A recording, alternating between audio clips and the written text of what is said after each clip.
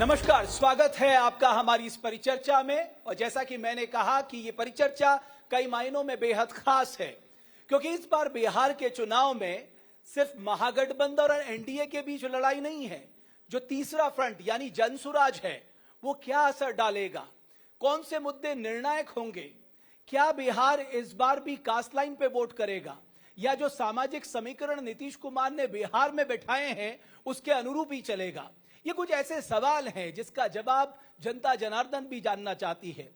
और इन सब के लिए हमने मंच पे आमंत्रित किया है सी वोटर के संस्थापक यशवंत देशमुख से। मेरे साथ रोहित रंजन और अजीत द्विवेदी मेरे दो सहयोगी रहेंगे। और यशवंत जी, आपसे तो हर कोई यही जानना चाहता है कि ऊंट किस करवट बैठेगा, लेकिन सर ये 30 सालों में पहली बार एक त्रिकोणीय मुकाबला कहा जा रहा है। ये तो जनता को तय करना है, बट सर ये बाकी के चुनाव से ये ज्यादा दिलचस्प होगा चुनाव? निस्संदेह। मतलब पहली बात तो ये कि बिहार का कौन सा ऐसा चुनाव है जो आपको पिछले 8 दशकों में ऐसा लगा कि दिलचस्प नहीं था। ये बिहार है। पूरे भारत के चुनाव एक तरफ और बिहार का चुनाव एक तरफ, और उसका कारण यहाँ की राजनीति नहीं है, उसका कारण यहाँ के लोग हैं। बिहार के सामान्य जन की भी जो राजनीतिक चेतना है बेशी, वो बहुत अलग है। बल्कि अभी कुछ समय पहले तमिलनाडु के कुछ नेताओं ने कुछ विचित्र सी टिप्पणियां की थी, और कुछ ऐसा हुआ कि मैं उस समय चेन्नई में ही था। तो बातचीत में वहाँ के एक बहुत बड़े चैनल तमिल के हैं, वो उनके संपादक मिलने के लिए आए थे, तो बातचीत हो रही थी। मैंने कहा क्यों कहते हैं आप लोग ये सब, मतलब आपको आइडिया है बिहार का?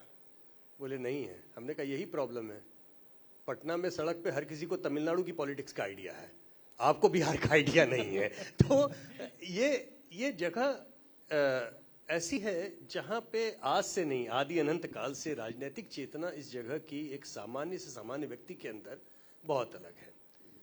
और कई मामलों में जो स्टीरियोटाइपिंग की जाती है ना बिहार की पॉलिटिक्स की, मुझे लगता है कि वो शायद समय से इतना आगे वो राजनीतिक चेतना चलती है कि उसमें बिहार का स्वयं का बहुत नुकसान होता है, क्योंकि वो कई सारे मानक उसको तोड़ने होते हैं उस चेतना को।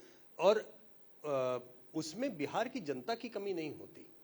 कमी जो होती है वो दरअसल जिनको जनादेश मिलता है उन लोगों के अंदर होती है, वो उसे पूरा नहीं करते, इसलिए बिहार पीछे रह जाता है। मेरे कम से कम मेरा सोचना और मेरा मानना ये है। तो इसलिए बिहार का चुनाव हमेशा से दिलचस्प रहा है, क्योंकि मैं इसको ऐसे देखता हूं कि जो बिहार में आज मैं संकेत देखूं, कोई भी चीज देखूं, मैं उस ट्रेंड को एनालाइज करता हूं कि आने वाले 10 से 15 या 20 साल में बचे हुए राज्यों या बचे हुए भारत में भी उस तरीके के मुझे संकेत दिखने शुरू होंगे, राजनीतिक विकल्प के मायने में या राजनीतिक सोच के मायने में। तो उस लिहाज से बिहार मेरे लिए बहुत अलग केस स्टडी हमेशा रहता है। एक पहलू इसको जो दिलचस्प कहा ना उन्होंने, उसको थोड़ा और हम मॉडिफाई करते हैं, फिर आप और ज्यादा उस पर जवाब देने की स्थिति में होंगे। ये माना जा रहा है कि ये ट्रांजिशन का चुनाव है। दिलचस्प इस मायने में उन्होंने एक तीसरे फोर्स का भी जिक्र किया। ये ट्रांजिशन का चुनाव माना जा रहा है बिहार में, कि ये ट्रांजिशनल है, फेज है ऐसा जिसमें मंडल की पॉलिटिक्स के जितने तमाम पुराने चेहरे हैं वो सब खत्म हो रहे हैं। कई लोगों का निधन हो गया, लालू यादव और नीतीश कुमार अब अपने अस्ताचल की ओर बढ़ रहे हैं। तो इस ट्रांजिशन का क्या सचमुच ये ट्रांजिशन का चुनाव है?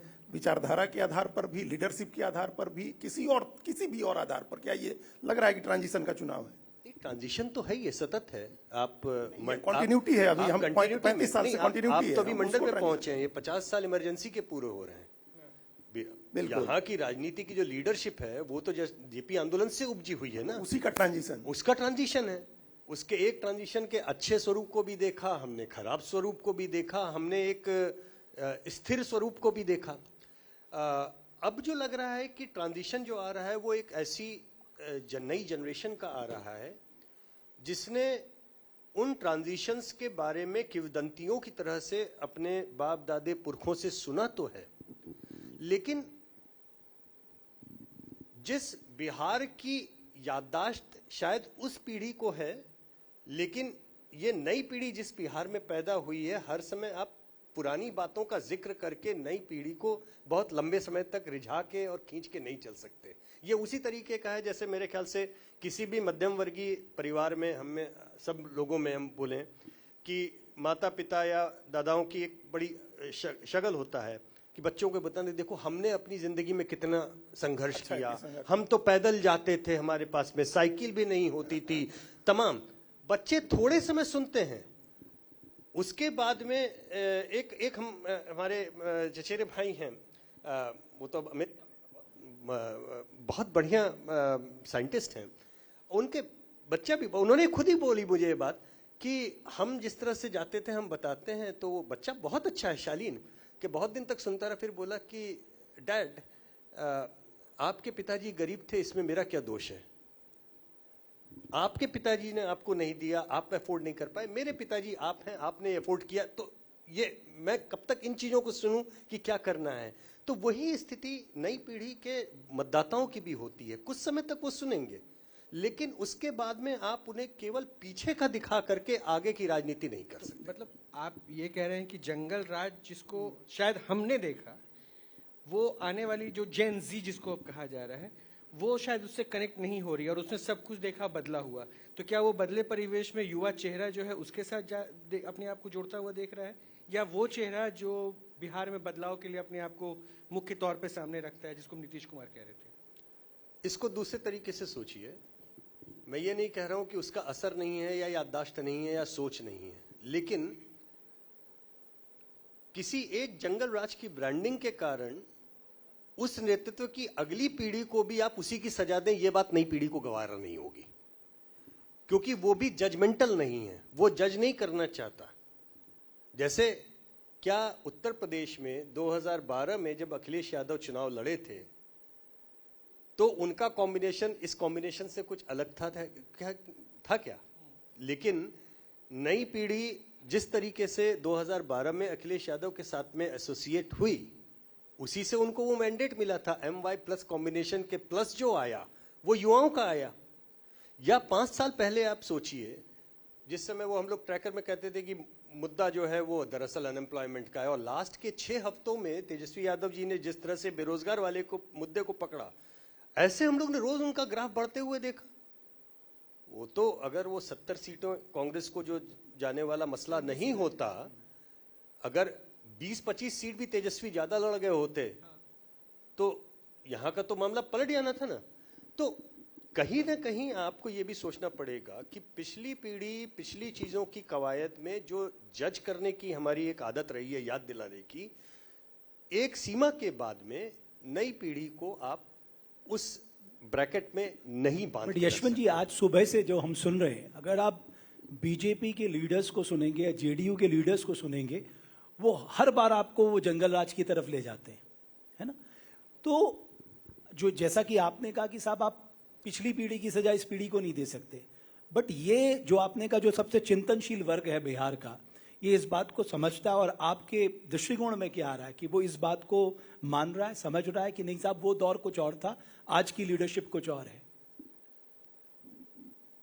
मुझे ऐसा लगता है कि कई बार नेता स्वयं को ओवर एस्टिमेट करते हैं और पब्लिक मेमोरी को अंडर एस्टिमेट करते हैं। मसलन हमारे यहाँ पे एक लकीर माना जाता है कि राजनीति में कैंपेन या जो बात होगी वो नेगेटिविटी से शुरू होगी तो ज्यादा इंपैक्ट करेगी, जबकि मैं ये नहीं समझ पाता हूं कि बहुत सारी पॉजिटिव चीजें आपने की हुई हैं, आप उसको बेसलाइन क्यों नहीं बनाते। मसलन पिछले कुछ चुनाव में आपने जो एक ट्रेंड डिफाइंग मैंडेट्स देखे, वो दरअसल मध्य प्रदेश से शुरू हुआ। किसी की अपेक्षा नहीं थी, शिवराज सिंह चौहान लाडली लक्ष्मी योजना लेके आए और सब कुछ पलट गया, ठीक है ना, गेम चेंजर। फिर उसके बाद में हमने महाराष्ट्र देखा, रातों रात माहौल पलट गया। फिर ऐसा लगा कि किसी ने एकदम से निकाला, शिवराज जी को तिलक किया गया कि इन्होंने ढूंढा कि महिला वोट नाम की कोई चीज होती है। क्या शिवराज जी ने ढूंढा महिला वोट? नीतीश कुमार का तो वोट बैंक बहुत मजबूत रहा है हिंदुस्तान में महिला वोट के ऊपर पहली प्रोग्रेसिव पॉलिटिक्स अगर किसी ने की, शराबबंदी उसमें सबसे बड़ा मील का पत्थर, सबसे बड़ा और फ्यूचरिस्टिक, ठीक है ना, पोशाक देने का, साइकिल देने का। अब इतने बड़े कैंपेन के ऊपर मैं आपको इसके दो उदाहरण दूंगा। और अभी भी sustain और कर अभी रहे भी हैं। सक्रिय, मैं यही कह अभी रहा भी हूं। sustain कर रहे हैं। मुझे ये नहीं समझ में आ रहा है कि यहाँ पे प्रेजेंट डिस्पेंशन, हालांकि अभी कह रहे हैं कि वो एक योजना जो आने वाली है उसके बाद में वो करेंगे। मुझे नहीं लगता कि ज्यादातर लोग अभी उसका मर्म समझ पा रहे हैं। जिस बच्ची को साइकिल और पोशाक दी गई वो आज गृहिणी है, एक माँ है। नीतीश कुमार के शासन के शुरुआत के समय से लेकर के 25 साल की उसकी जर्नी, आज उसके खाते में अगर 10,000 पैसा जाएगा 10,000, तो ये जो रिलेशनशिप है, इमोशनल बॉन्डिंग है। अगर आप सोचते हैं कि शिवराज सिंह चौहान एक इलेक्शन में पैदा कर सकते हैं, देवेंद्र फडणवीस एक इलेक्शन में पैदा कर सकते हैं, शिंदे साहब कर सकते हैं, जो व्यक्ति 25 साल से डेवलप कर रहा है आप सोच रहे हैं वो पैदा नहीं कर सकता, तो आपकी बहुत बड़ी गलतफहमी है। तो पॉजिटिविटी का एक अपना मैंडेट का अपना योगदान होता है। नेगेटिव मैंडेट हर समय आपको जिताए, आपको जरूरत नहीं है जंगल राज की बात करने की। अगर आपने इतनी लंबी लाइनें खींची हुई हैं, आपका फोकस ही गलत डायरेक्शन पे है, कितना आप डराएंगे। देखिए जो उससे निकला है इमरजेंसी, मैं इमरजेंसी की पीढ़ी का हूं, इमरजेंसी पे बहुत सारे इस सभागार में, इस जमीन से कितने सारे लोग होंगे इमरजेंसी को जिन्होंने भुगता। जिसको इमरजेंसी भुगता है उसको बार बार इमरजेंसी याद दिलाने की आवश्यकता है क्या? नहीं है। You don't have to reinvent the wheel. पहिए की डिस्कवरी आप बार बार नहीं करते, लेकिन जो आप अच्छा बट काम अगर कर- पार्लियामेंट इमरजेंसी पे अगर डिस्कशन करती है तो उसको रीइन्वेंट ही किया जा रहा है ना, लोगों के दिमागों में डाला जा रहा है। देखिए, दिमागों में डाला जाना, नई पीढ़ी को बार बार समझाना, ये वही वाली बात है कि आप गए थे साइकिल से स्कूल, आप पैदल गए थे स्कूल, बड़ी अच्छी बात है। इमरजेंसी आपने देखा, उन बच्चों को आज के तौर में इमरजेंसी आप नहीं समझा सकते। उनके लिए इमरजेंसी यही बहुत है कि एक यूट्यूबर को उठा करके जेल भेज दिया गया, थाने पहुंचा दिया गया, उनके लिए इमरजेंसी हो गई। उनके लिए वो यूट्यूबर जयप्रकाश नारायण के बराबर है, ये आप ग्रहण कर लीजिए। उनकी याददाश्त, उनकी 18 से 25 साल के बच्चे की 30 साल के नौजवान की याददाश्त उतनी ही है। तो आप कितना भी रिफ्रेश कीजिए, उस एक सीमा से ज्यादा आप उसे रिफ्रेश नहीं कर सकते। All I am trying to say कि लोगों के पास में कई बार पॉजिटिव बहुत कुछ दिखाने को होता है, लेकिन उसे अंडरलाइन नहीं करते। उनको अभी भी पता नहीं क्यों लगता है कि हम नेगेटिव कैंपेन के ऊपर ज्यादा हम वोट पा जाएंगे। जरूरत नहीं है। तो अब जो पॉजिटिव कैंपेन है वो भी हम लोग देखेंगे ही, क्योंकि वो तो अब जब कैंपेन शुरू होगा, अभी तो नहीं शुरू हुआ है, लेकिन शुरू होगा तो ये सारी चीजें आएंगी जो आपने कहीं महिला रोजगार योजना है, या उसके पहले फ्री बिजली है, या तमाम जो सोशल सिक्योरिटी पेंशन्स हैं, ये तमाम जो मानदेय बढ़े सबके, ये सब एक बड़ी लाइन आप एक उन्होंने लोक कल्याण की, लोक लुभावन योजनाओं की है, उन्होंने जो काम किए हैं वो सब भी है। 2002-2005 के पहले की यादें भी कराई जा रही हैं। इन सब के बाद क्या ट्रैकर है, आपका ट्रैकर क्या कह रहा है, आपको क्या दिख रहा है मुख्यमंत्री के लिए या अगली सरकार के लिए? आपका ट्रैकर क्या कह रहा है, आपके लोग जो घूम रहे हैं? देखिए, ट्रैकर को तो सब लोग फॉलो कर ही रहे हैं। एब्स्ट्रैक्ट में मैं अलग अलग चीजें बताता हूं जिसमें वही आप abstract में आप एक- ज्यादा आप- समझदार आप हैं। absolute उसमें number से- तो नहीं हाँ, बताएंगे, absolute नहीं, लेकिन आप- एब्स्ट्रैक्ट में जैसे एक सवाल हम लोग पूछते हैं जिसमें बिना नाम लिए कि भाई आप मुख्यमंत्री के रूप में किसे देखना चाहेंगे, ठीक बात है, उसमें नंबर 1 पे तेजस्वी यादव आते हैं। अभी भी हैं। और आपने बहुत मतलब डिफरेंस भी बहुत ज्यादा है, आपने जो डिफरेंस बताया। बहुत ज्यादा है और कारण उसका बहुत साफ है। अब इसको एक क्या है ना, लोग नीचे का वो जिसे कहते हैं एस्ट्रिक्स लगा करके फाइन प्रिंट नहीं पढ़ना चाहते, वो केवल ब्रॉड नंबर देख के चलना चाहते हैं। अपोजिशन वोट बैंक जिसे आप कहते हैं 35% पे शुरू होता है, 40% तक जाता है। ये बिहार की राजनीति का एक वो है जो अभी आज का अपोजिशन है। उस अपोजिशन के वोट बैंक में सीएम के नाम पर केवल एक ही नाम है। तो जो 35 से 40 का वो है, वही नाम तेजस्वी यादव के साथ में आएगा। जो इस समय का दूसरी साइड वाला वोट बैंक है, उसमें नामों की भरमार लगी है। भरमार इसलिए लगी है क्योंकि नीतीश जी से नाराजगी नहीं है। पहली बात तो ये समझिए कि आप ये सोचे कि नीतीश जी का नाम केवल 17-18% लोग ले रहे हैं, तेजस्वी का नाम जो है 35% ले रहे हैं, तो ये तो बड़ा नाराजगी नहीं, ऊब है, थकान है। ऊब, थकान और नाराजगी में बहुत जमीन आसमान का अंतर होता है। तो ये तो उनके पक्ष में जाता है। ये इसलिए क्योंकि जब इसमें हम नामों में हम केवल 2 नाम के ऊपर आते हैं, जिसे हम लोग जब अमेरिका में सर्वे करते हैं तो वहां 2 हॉर्स रेस कहा जाता है, कोई दिक्कत नहीं होती ना, एक डेमोक्रेट एक रिपब्लिक, एक नाम दो प्रेसिडेंशियल फॉर्म में। तो वो नाम हम भी करते हैं, हालांकि हमारा प्रेसिडेंशियल नहीं है फॉर्मेट। जब हम बोलते हैं कि अच्छा केवल तेजस्वी और केवल नीतीश कुमार, तो आंकड़े बदल जाते हैं, क्योंकि उस स्थिति में एंटी आरजेडी वोट का जो पूरा गोल है, जब आप केवल एक ही नाम देंगे तो प्रशांत किशोर वाले भी नंबर नीतीश कुमार के साथ जुड़ जाएंगे। बैरल नीतीश कुमार को शिफ्ट हो जाते हैं। अभी आपने प्रशांत किशोर का एक स्टेटमेंट देखा होगा, उनसे ये पूछा गया था कि इन दोनों में आप एक चुनेंगे, तो उन्होंने कहा without any doubt hesitation Nitish Kumar. क्यों उन्होंने कहा? वो मूर्ख नहीं है, उनको पता है कि उनका सपोर्ट बेस कहां से आ रहा है। बट आप देखिए ना यशवंत, ये इसको कहते हैं स्मार्ट पॉलिटिक्स। आप केवल सोशल सेक्टर स्कीम्स ही नहीं लॉन्च कर रहे हैं, और वो भी सेंटर की भी है, स्टेट की भी है। आपने अपना एक सोशल बेस भी तैयार किया साहब, चाहे वो ईबीसी का हो, चाहे वो महादलितों का हो। तो नीतीश कुमार ने बिहार में बहुत स्मार्ट पॉलिटिक्स की है। वो जानते थे कि भाई इनके गढ़ पे कैसे सेंध लगानी, और उन्होंने वो किया, और वो आज भी सस्टेन करता दिखाई दे रहा है। देखिए, इन्होंने आज अगर आप लोगों के सामने अखबार रखा हो नया इंडिया, तो इन्होंने आज बहुत अच्छा संपादकीय उसमें मुख्य उसमें लिखा है, और एक तरह से इन्होंने मेरी पुस्तक आने से पहले ही उसकी ऐसी तैसी कर दी। ऐसी तैसी नहीं कि उसकी समीक्षा कर दी। समीक्षा पुस्तक के पब्लिश होने से पहले कर दी इन्होंने। आपकी किताब देखे, पुस्तक मेरी आने वाली है प्रो इनकम्बेंसी सेंचुरी के ऊपर। प्रो इनकम्बेंसी मैंने उसी को एनालाइज करने की कोशिश की, क्योंकि 50 साल 60 साल इस मुल्क में एंटी इनकम्बेंसी के ऊपर ही चर्चा हुई है, जबकि 25 साल से हम देख रहे हैं प्रो इनकम्बेंट वर्डिक्ट बढ़ रहे हैं। अब प्रो इनकम्बेंसी की जब आप बात करें, तो उसमें 4-5 जो बड़े नाम एकदम दिमाग में आते हैं। उसमें सबसे पहला तो पश्चिम बंगाल के हमारे ज्योति बाबू का नाम आता था। लेकिन ज्योति बाबू की प्रो इनकम्बेंसी शुरू के 15 साल वाली तो ठीक थी, उसके बाद वाली तो जबरदस्ती वाली थी। दूसरा बड़ा नाम जो उसमें आता है वो नीतीश बाबू का आता है। तीसरा नाम साइड बाय साइड साथ में लग के शीला दीक्षित जी का आता था। शीला दीक्षित जी का नाम बहुत बड़ा था। नवीन पटनायक भी बहुत, नवीन पटनायक फिर उसके बाद में खींच के ले गए। आप ये देखिए, नवीन पटनायक चुनाव हारे भी, तो भी उनके वोट बीजेपी से ज्यादा थे। वो तो first pass the post system के कारण सीटें बीजेपी की ज्यादा आ गई है ना। शीला दीक्षित जी का मेरा मानना बहुत स्पष्ट है, अगर यूपीए सरकार की नाराजगी उनके मत्थे नहीं पड़ी होती, निर्भया कांड की नाराजगी उनके मत्थे नहीं पड़ी होती, और सीडब्ल्यूसी जो बिला वजह थी, और सीडब्ल्यूसी वो भी बिला वजह थी, क्योंकि आपको याद होगा कॉमनवेल्थ गेम्स में स्टेडियम के अंदर कलमाड़ी जी को हूट किया गया, शीला दीक्षित के नाम पे ताली बजी थी। 70,000 आदमी वहां ताली बजा रहा था, ठीक है ना। वो नहीं होता तो शीला जी अपना चौथा चुनाव भी जीतती।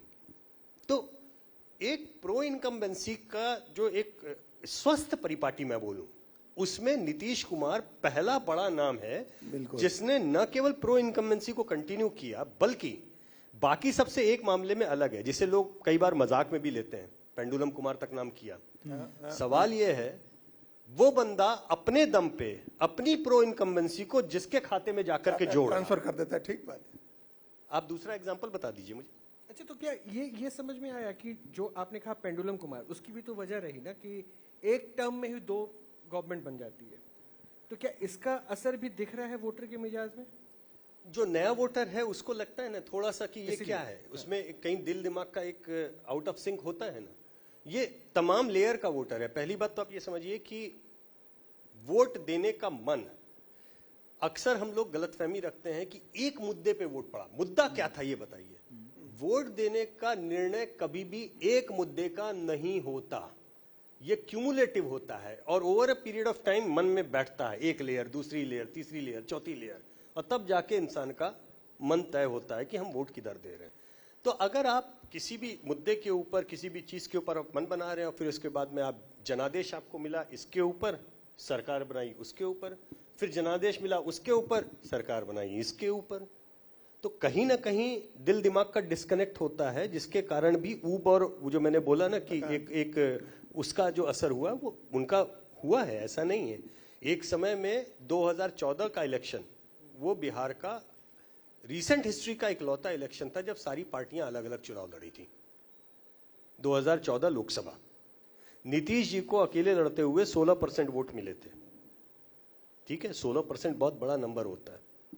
आज की तारीख में वो आंकड़ा 8-9% से ज्यादा का नहीं। तो ये जो ह्रास हुआ है ये उनको उसका नुकसान हुआ है, क्योंकि बचे हुए वाले में जो था वो कहा कि अच्छा भाई आपको जाना ही तो जाइए, हम तो यहीं बैठे हैं।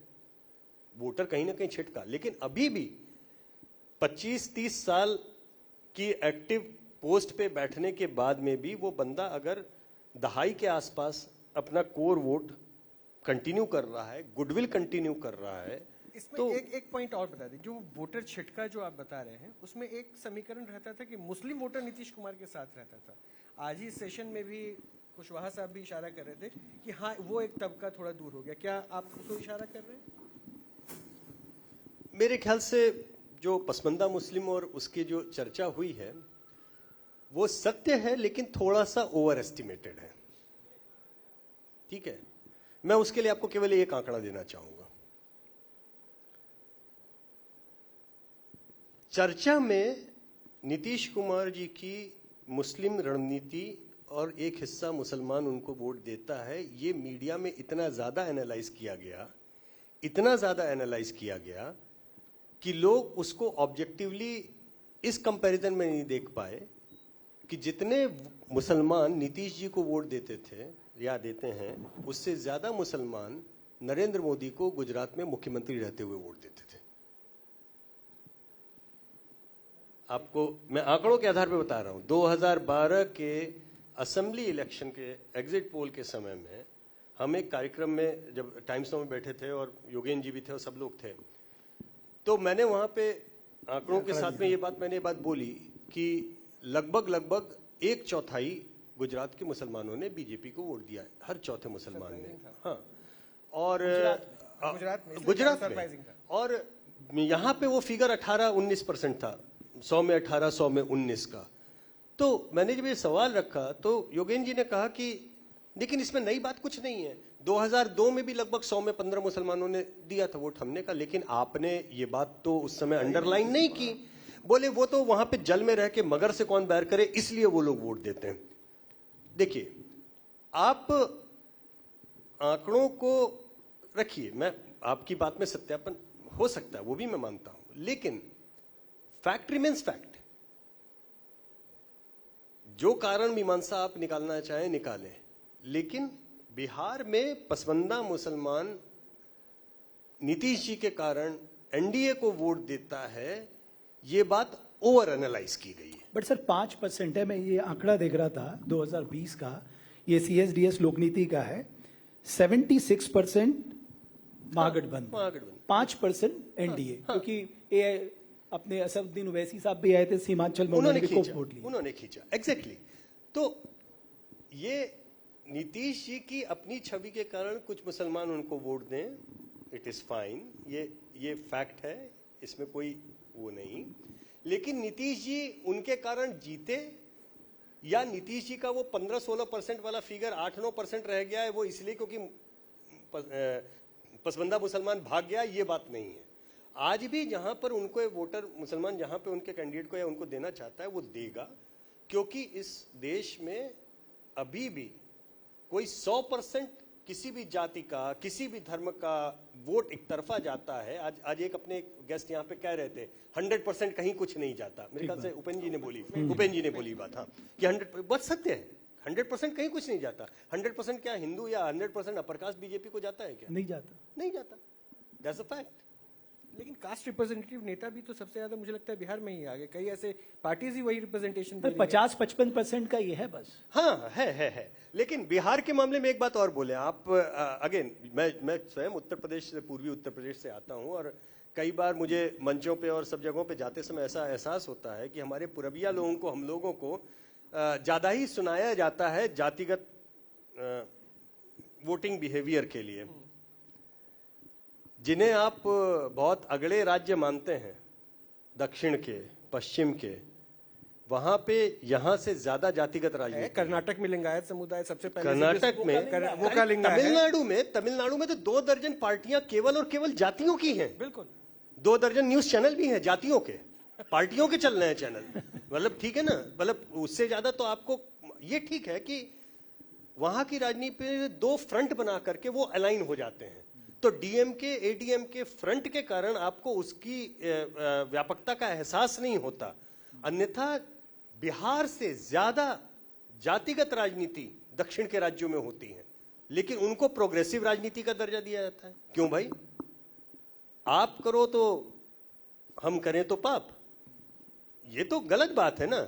दूसरी चीज, मैं आपको पता है मैं अमेरिका, इंग्लैंड, दक्षिण अफ्रीका सब जगह पे चुनावी सर्वे का काम करता हूं, और पश्चिम में जब भी मैं जाता हूं वहां पे आप जब CNN में अमेरिकी राजनीति के चर्चा, डेमोग्राफी की चर्चा होती है कि अश्वेत ने ये वोट दिया, श्वेत ने ये दिया, एशियंस ने ये दिया, कॉलेज गोइंग इन्होंने ये दिया, भाई आप क्या कम्युनिटी की चर्चा करते हो ना, आप आर्थिक कम्युनिटीज की बात करते हो ना। वहां के सामाजिक ताने बाने में उसे कम्युनिटी कहा जाता है, हमारे सामाजिक ताने बाने में उसे कास्ट कहा जाता है। तो इसमें जो हमारे सामाजिक ताने बाने का इतना अहम हिस्सा है, मैं उसमें अस्पृश्यता, किसी का अधिकार छीन लेना, मैं उसको खराब मानता हूं। लेकिन आइडेंटिटी पॉलिटिक्स में आप उसको छीन नहीं सकते। इस जगह पे लालू जी ने जब गरीब की राजनीति की थी, वो आइडेंटिटी पॉलिटिक्स थी, वो काम की पॉलिटिक्स। क्योंकि लालू जी को सिंहासन पे बैठने में, या उत्तर प्रदेश में हमारे यहाँ पे मायावती जी को बैठाने में दलित अस्मिता का प्रश्न था। उनको बराबरी का अधिकार लगता था कि बहन जी बनी मतलब हम बने।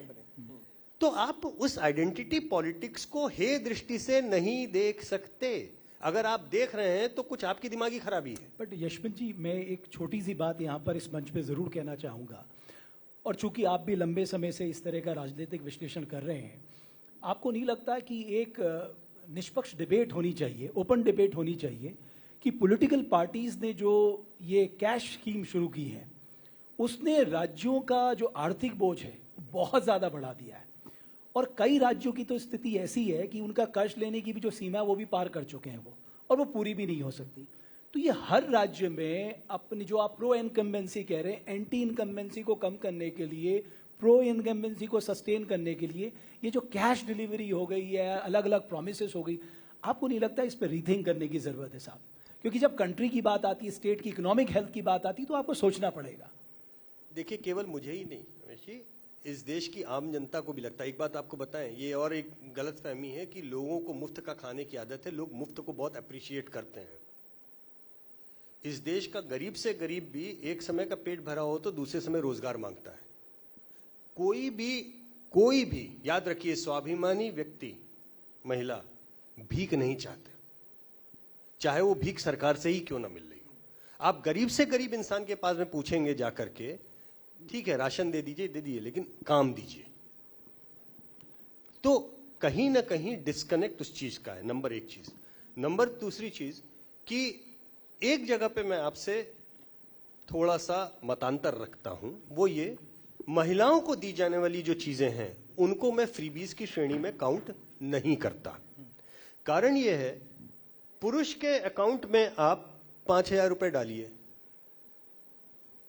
वो 5,000 रुपए कहां जाएंगे हमको आपको सबको पता है। आप कह रहे हैं वापस इकोनॉमी में आएंगे। महिला के अकाउंट में पैसा जाएगा, वो वापस इकोनॉमी में आएगा, क्योंकि महिला के अकाउंट में जाने वाला पैसा वो घर के खर्च, बच्चे की पढ़ाई, पति के स्वास्थ्य, वो कितना भी आप मजाक उड़ाएं, कुछ भी कहें, या स्वावलंबन के नाते अपने एंटरप्राइज के ऊपर जो वो महिला खर्च करेगी। इसलिए महिलाओं के अकाउंट में दिए जाने वाले पैसे को मैं फ्रीबी नहीं मानता। तो फ्रीबी कल्चर तो आ गया ना। और मुझे इस चीज को, चूंकि बिहार को आपने अवलोकन करते हुए ये समझा कि मैं वही समझना चाह रहा था, दिल्ली में अगर कोई परंपरा शुरू होती है फ्री बीज की, तो उसको लेकर कैंपेन किया जाता है सोशल मीडिया में पार्टीज के द्वारा। हमने वहां वो सरकार फ्री बीज में चुन ली, आप भुगती है। लेकिन उस फॉर्मूले को तो लागू करते हुए यहाँ भी दिखने लगा होर्डिंग्स में कि अगर हमारी सरकार बनी तो इतनी यूनिट। क्या बिहार के लोग अभी भी वो श्रम के साथ अर्जन करना चाहते हैं, या फ्री बीज की साइकोलॉजी में आ गए? बिहार के लोग अगर श्रम के साथ अर्जन नहीं करना चाहते तो इतनी बड़ी तादाद में माइग्रेंट यहां से बाहर जाता क्या? कहना नहीं चाहिए, लेकिन इस देश के जितने अमीर राज्य हैं उनकी इकोनॉमी चला कौन रहा है?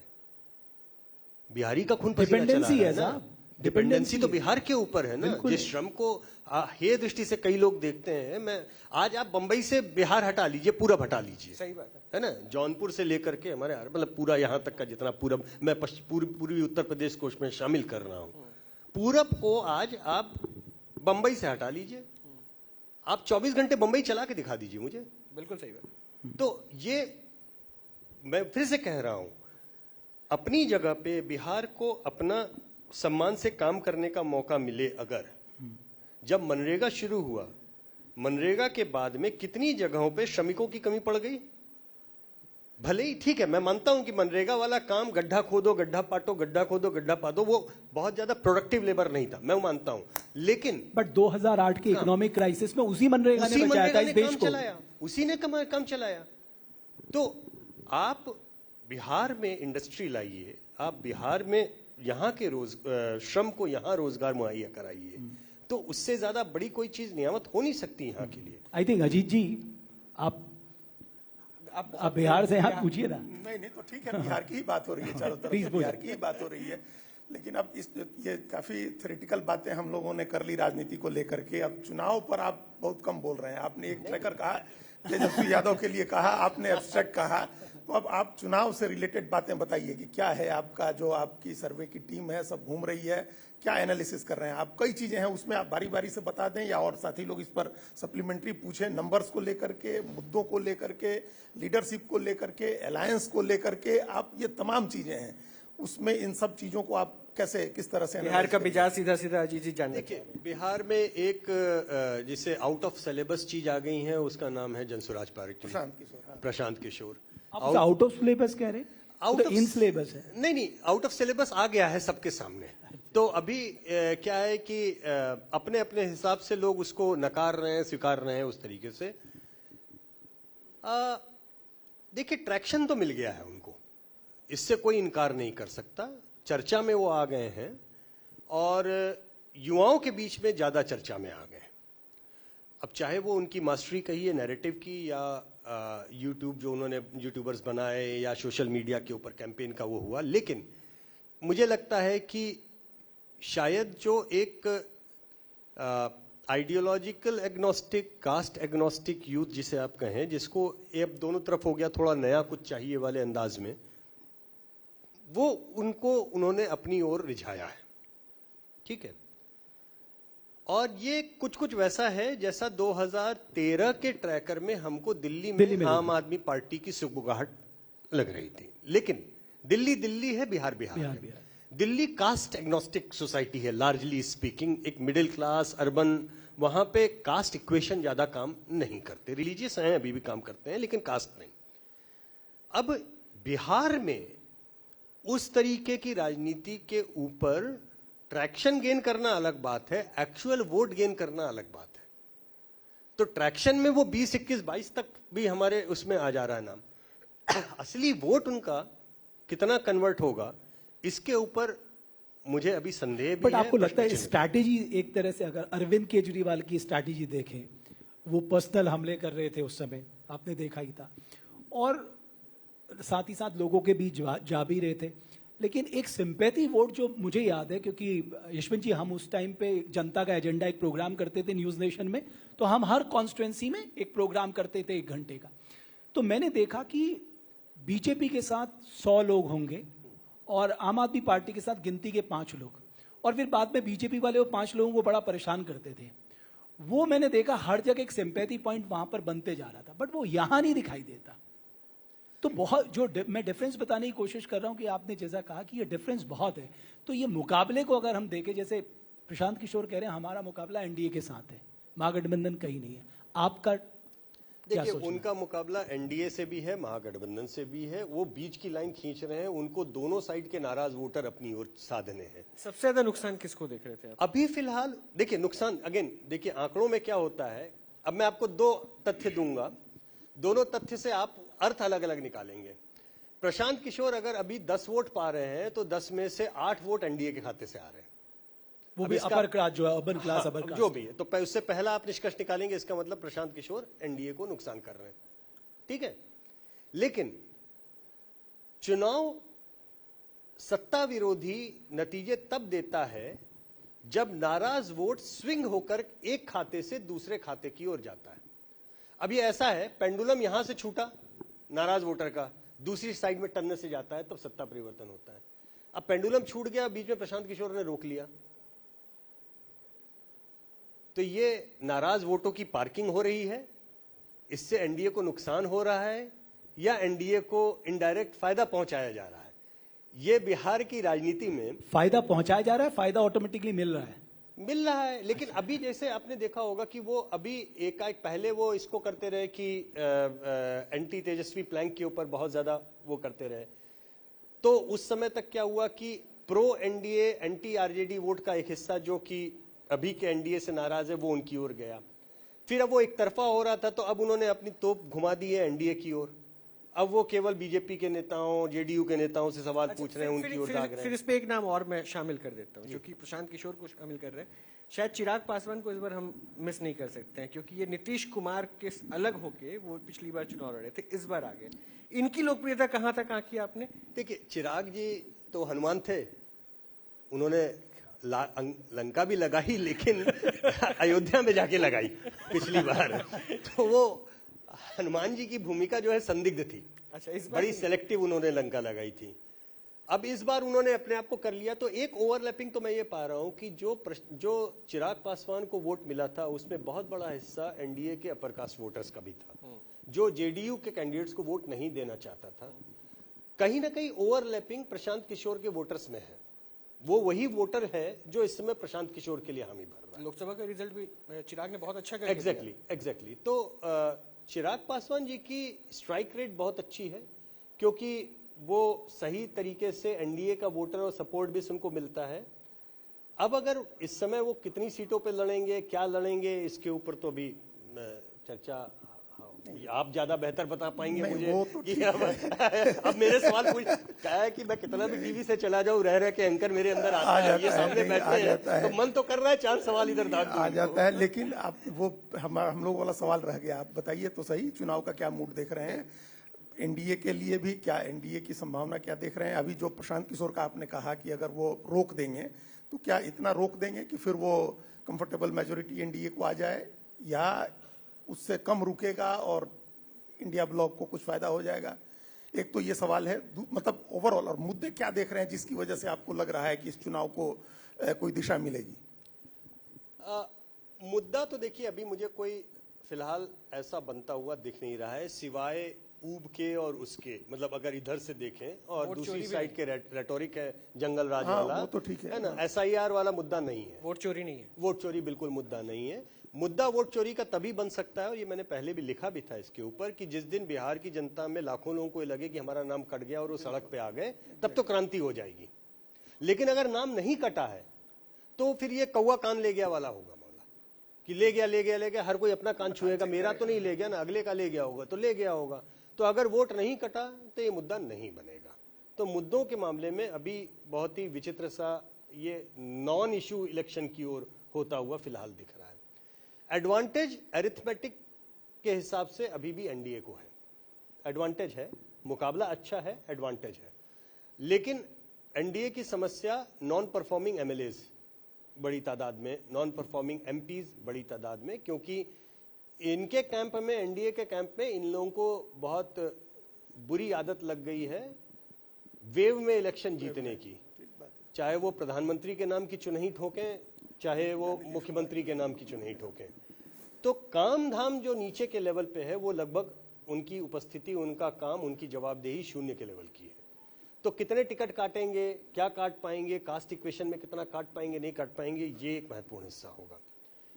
एक मेरे जो सारा ध्यान लगा हुआ है जी, वो दरअसल वो लगा हुआ है ये महिलाओं वाली स्कीम को लेकर के, और उसका मैंने आपको पहला हिस्सा बता दिया, क्योंकि ये मैं मध्य प्रदेश और महाराष्ट्र की तरह से नहीं देखता। आंगनबाड़ी कार्यकर्ताओं का, सेविकाओं का, सबका पैसा बढ़ा। मेरा मानना है कि ये चुनाव महिलाओं का चुनाव होगा, 48% है, महिलाओं का चुनाव होगा।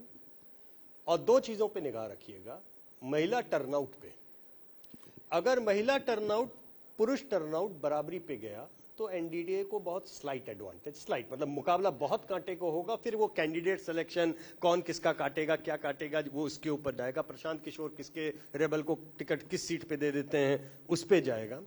लेकिन अगर महिलाओं का टर्नआउट 2 या 3% भी ज्यादा हो गया तो ये बहुत ही विचित्र तरीके से चुनाव परिणामों को। यशवंत जी, एक और बात ना, आप देखिए, आपने महिलाओं का जिक्र किया, जो शराबबंदी थी वो एक बहुत बड़ा रोल माना गया।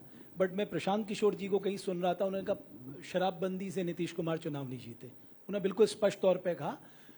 दूसरा क्या है कि उनका कहना है कि अगर वो आ गए तो पहली नज़र में शराबबंदी को पहली कैबिनेट से ही ये बंदी जो है ख़त्म कर देंगे। तो जब भाई वो भी चुनाव को समझते हैं, इतने लंबे समय से चुनाव की स्ट्रैटेजी बना रहे हैं, वो इतनी हिम्मत कैसे दिखा पा रहे हैं, जबकि ये बात तेजस्वी भी कह सकते थे कि साहब मैं आऊंगा तो शराबबंदी बंद कर दूंगा। वो ये मान के चल रहे हैं महिलाओं पे इंपैक्ट पड़ेगा, ये मान के चल रहे हैं महिलाओं पे इंपैक्ट नहीं चलेगा। ये क्या है? मुझे लगता है शायद वो अपने ऑडियंस को, जो उनको दिख रहा है कि अभी मेरे पास में ट्रैक्शन जहां पे आ रहा है, युवा मेल ऑडियंस, वहां पे शायद वो बात ज्यादा क्लिक करे कि हम शराबबंदी को हटा देंगे। शायद मैं इसको ऐसे देखता हूं, क्योंकि महिलाओं की सेंसिटिविटी शराबबंदी को लेकर के बहुत अलग तरीके से जुड़ी हुई है। मुझे नहीं लगता कि आप महिलाओं के बीच में जाके पूछें कि शराबबंदी हटा दें तो 90% महिलाएं मना करेंगी हटाने के लिए। ह्यूमन रेल देखा था हमने। एग्जैक्टली। हाथों पे हाथ लेके लोग ये शराबबंदी के असल में क्या है कि ये एक मिसकंसेप्शन ऐसा है कि नीतीश कुमार शराबबंदी पर कोई चुनाव नहीं जीते। 2015 का चुनाव जब वो जीते, उसके बाद 2016 में शराबबंदी लागू की और 2020 का तो चुनाव वो हार ही गए थे, 43 ही सीट जीते। तो शराबबंदी पर चुनाव जीतने का नहीं था मामला, वो उनकी जो कंटिन्यूटी आपने कहा ना कि जो पोशाक देने का और साइकिल बांटने का, महिलाओं को 50% आरक्षण देने का, ये उसकी कंटिन्यूटी थी। वो लगातार चीजें करके वो लोगों को जोड़ते गए, वो एक चीज तो उनके साथ है। उनका एडवांटेज क्या है, एनडीए का भी एडवांटेज आप क्या देख रहे हैं, डिसएडवांटेज क्या देख रहे हैं, और जो इंडिया ब्लॉक है उसका क्या एडवांटेज डिसएडवांटेज है आपकी नजर में? एनडीए का एडवांटेज नीतीश जी की महिला सेंट्रिक नीति और उनकी अपनी इज्जत प्रदेश की महिलाओं के बीच में, प्रधानमंत्री की लोकप्रियता, ठीक है। इसके अलावा तीसरा कोई एडवांटेज नहीं। जो ये योजनाएं, ये एडवांटेज है, तमाम जो योजनाएं ये एडवांटेज है। नीतीश कुमार प्रधानमंत्री, ये दो उनके अपने अपने तरीके से लोकप्रियता, ये एडवांटेज है। जो उनका सबसे बड़ा डिसएडवांटेज है वो मैंने आपको बताया, महागठबंधन में नक्कारा किस्म के एमएलए एमपीज जो कि क्षेत्र में बिल्कुल काम नहीं करना चाहते। और आई होप कि इस समय कोई श्रोताओं में प्रवक्ता नहीं बैठा हो उनका, लेकिन फिर भी कहने में मुझे कोई गुरेज नहीं है। अगर है तो बुरा मत मानिएगा बिल्कुल। मेरा मानना यह है कि जब आप सत्ता में होते हैं उस समय आपके चेहरे आपके प्रवक्ता होते हैं, और जितना आप सत्ता में हो आपके चेहरों को उतना ही ज्यादा विनम्र, सभ्य, सुशील और तमीज से बात करने वाला होना चाहिए। एक समस्या मैं राज्यों से लेकर राष्ट्र के स्तर तक भाजपा के प्रवक्ताओं में देख रहा हूं कि जितनी बार वो टीवी पे मुझे दिखाई देते हैं, मुझे पता नहीं क्यों लगता है कि 25 वोट इनके कम खराब हो रहे हैं। जितना प्रधानमंत्री कोशिश करते हैं बटोरने की, कहीं ना कहीं नीचे पलीता लगा करके वो नुकसान करते हैं। तो ये डिसएडवांटेजेस में मैं आपको गिनती कर रहा हूं। अब आइए आप महागठबंधन का advantage disadvantage. Definitely Tejashwi Yadav की अपनी अपील, अपना नेतृत्व एक बड़ा एडवांटेज है। बहुत कम लीडर्स मैं मानता हूं भारत में जिन्होंने पिता की पॉलिटिकल कैपिटल को लुटाया नहीं। अखिलेश यादव, ठीक है ना, अखिलेश यादव। लेकिन सबसे बड़ा एग्जाम्पल दरअसल झारखंड का है।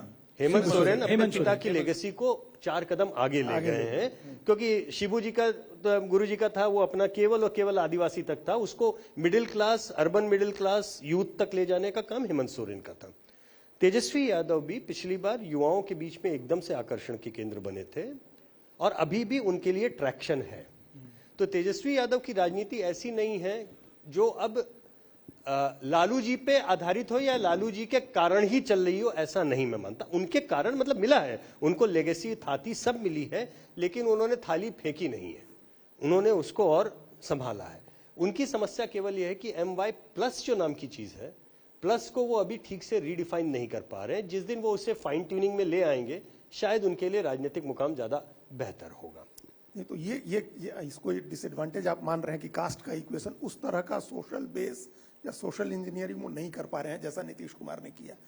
उसका क्या कारण है? वो मुकेश सहनी को भी ले आए हैं, वो कांग्रेस पार्टी के भी साथ लगे हुए, तो कांग्रेस का अपना एक आधार वोट है, मुकेश सहनी का एक अपना आधार वोट है, लेफ्ट के साथ आए हैं, उसका भी एक डाइवर्स वोटर बेस है।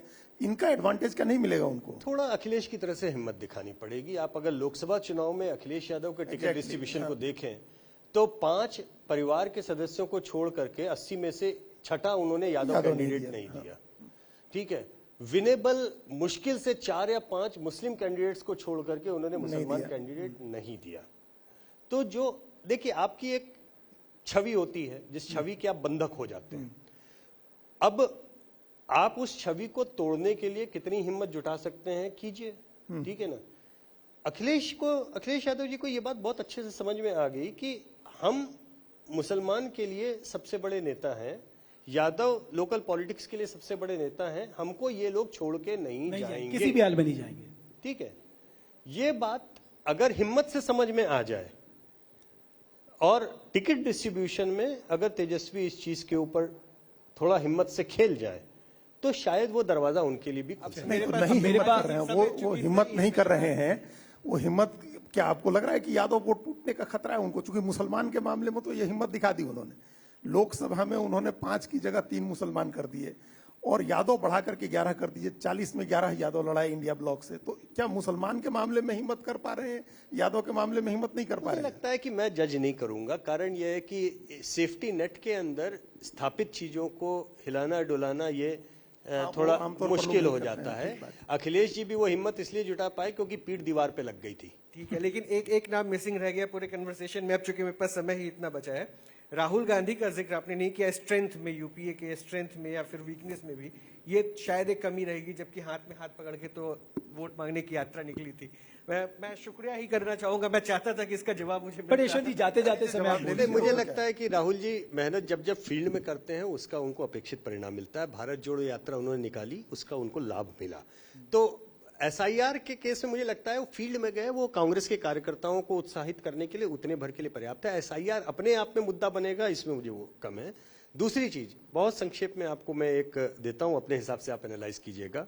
कांग्रेस के बैठने वाले स्टूल के 3 पाए थे, ब्राह्मण, मुसलमान, दलित। समहाउ 2 पाए को पकड़ने के चक्कर में ब्राह्मण वो भूल गए। और चाहे वो उत्तर प्रदेश की राजनीति हो, चाहे यहाँ की या कहीं की भी हो, कहीं न कहीं उनके ब्रॉड नैरेटिव में जो चाहे वो आरक्षण को लेके या ईबीसी को लेकर के भी जो नैरेटिव है, उसमें नैरेटिव ऐसा आता है जैसे वो एंटी ब्राह्मण बात कर रहे हैं या वो थोड़ा सा वो कर रहे हैं। जबकि बहुत सारे राज्यों में दरअसल ब्राह्मण बहुत भरा हुआ बैठा है भाजपा के खिलाफ। केवल पीठ पे हाथ रखने की देर है। तो अगर कहीं वो नैरेटिव में शायद उतना वो करे तो शायद उनको ज्यादा लाभ। यशवंत जी बहुत धन्यवाद आपका और बहुत आभार न्यूज नेशन के मंच पे आने के लिए, चर्चा में अपनी बात रखने के लिए। तो इस परिचर्चा के आधार पे हमारा ये था कि कौन से समीकरण कहां बैठ रहे हैं, एनडीए, महागठबंधन, यहां तक कि जन सुराज पार्टी की स्ट्रेंथ क्या है, उनकी वीकनेस क्या है, कैंडिडेट सिलेक्शन कितना इंपॉर्टेंट होने जा रहा है। पहले हम एंटी इनकम्बेंसी की बात करते थे, हम प्रो इनकम्बेंसी की बात कर रहे हैं। सोशल बेस किस तरह से पॉलिटिकल पार्टीज ने बढ़ाया है और किस तरह से महिलाओं को केंद्रित किया है ताकि उनका वोट एक चंक के हिसाब से मिले।